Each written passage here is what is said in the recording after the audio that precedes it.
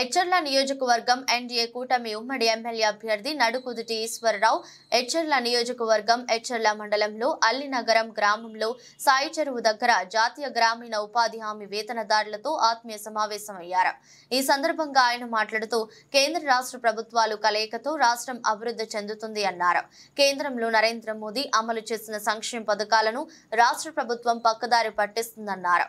వైకాపా పాలనలో అన్ని వ్యవస్థలు నిర్వీర్యమయ్యాయని, అవినీతి అరాచకం తప్ప క్షేత్రస్థాయిలో చేసిన అభివృద్ధి ఏమీ లేదని విమర్శించారు. యువతకు ఉపాధి అవకాశాలు రావాలంటే ఎన్డీఏ కూటమి గెలవాలని, సాగునీరు త్రాగునీరు ప్రతి గ్రామానికి అందాలన్న ఎన్డీఏ కూటమి గెలవాలని పేర్కొన్నారు.